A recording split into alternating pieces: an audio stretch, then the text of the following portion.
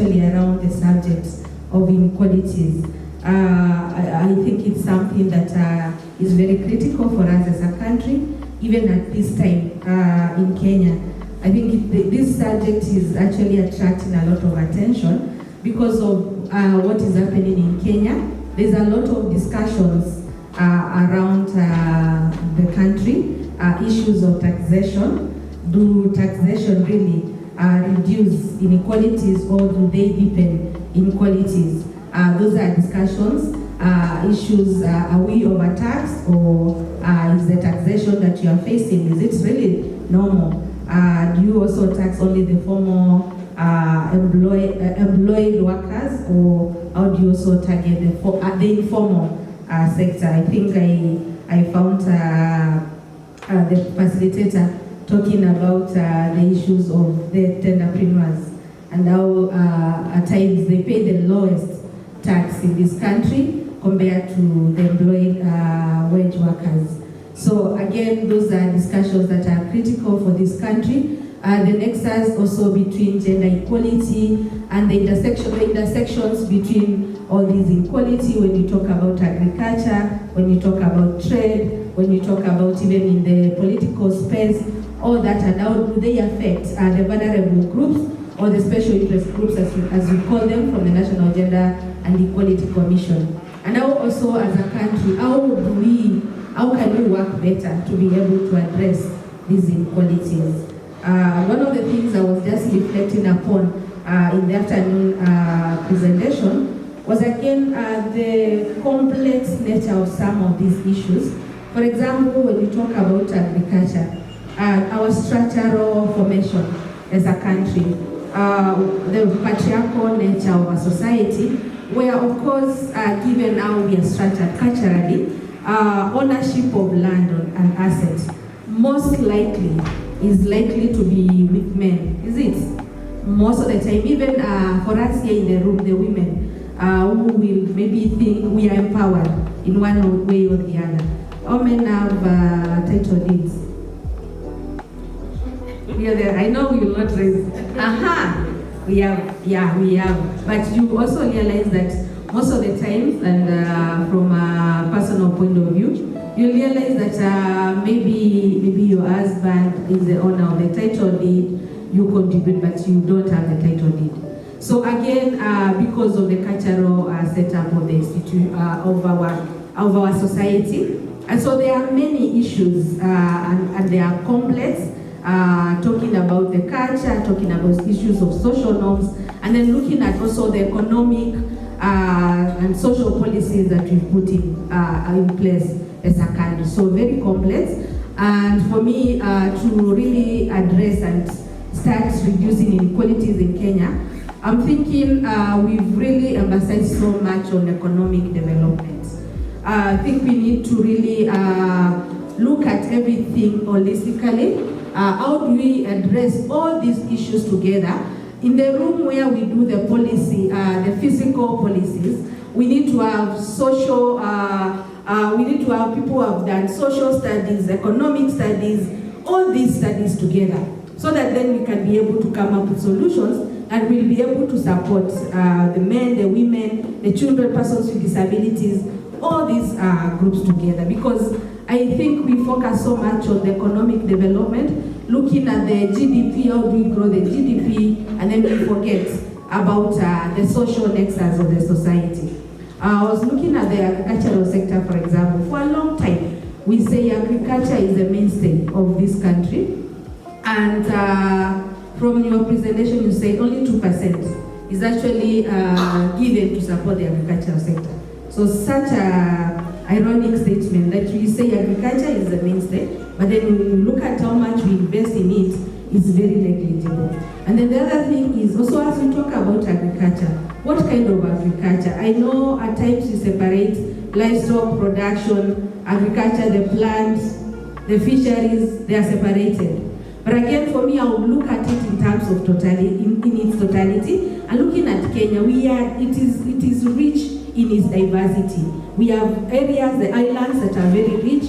They rain every time. I come from Makueni, where rain is a very rare occurrence.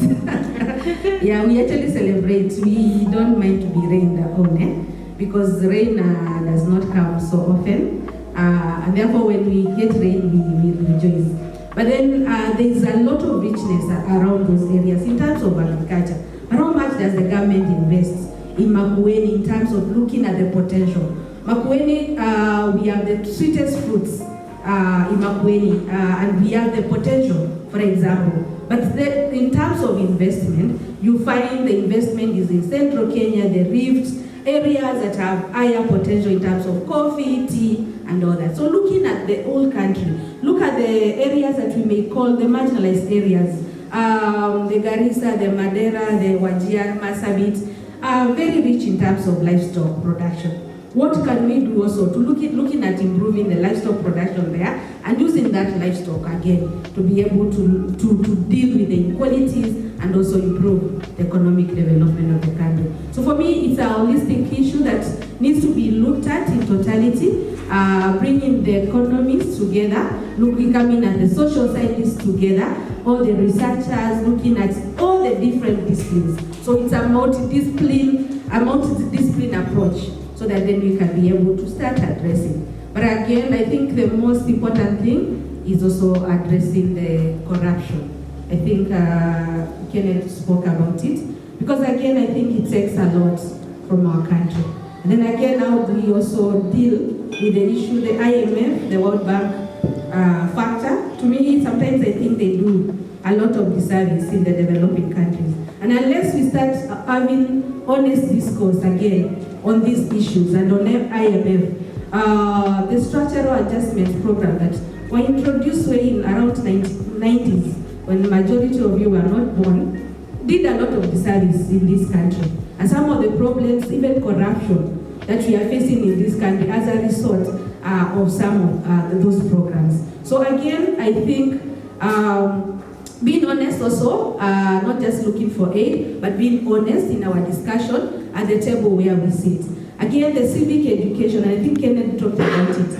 How civic aware are our people? Because it is us, we are not civic aware, even in terms of the leaders that we elect in parliament, the leaders that make these policies, the leaders that will go even to in the negotiating tables with this big IMF, the World Bank, and sometimes you find maybe they don't even have the interest for the people at hand. So again, looking around, empowering the people themselves to be able to speak out, to be able to also elect representatives who can really speak on their behalf.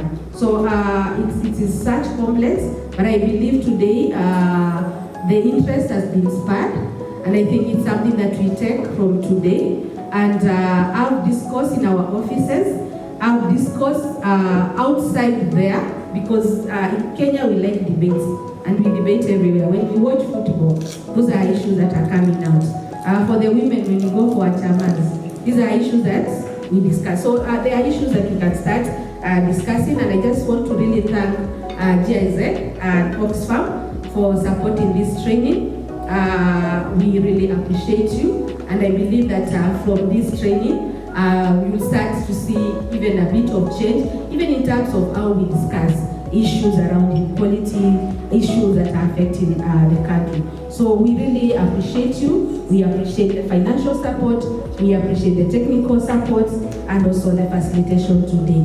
I also want to really appreciate all the actors who are present in this meeting today. I know the plans were different, but we made adjustments the last minute, just to appreciate that you are able to bear with us and even attend this training today. I want to recognize the Minister of Agriculture, Livestock, representative.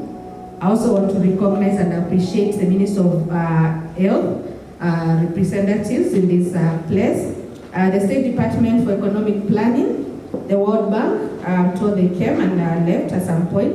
University of Nairobi was with us in the morning. KRA, thank you so much for coming. CRA, thank you so much for coming. State Department of Energy, the Central Bank of Kenya, State Department for Labor and Skills Development, and Kenya Bureau of Statistics, and any other that I may left. And in addition, the National Gender and Equality staff. Thank you so much for turning up in big numbers. We really appreciate you. So thank you.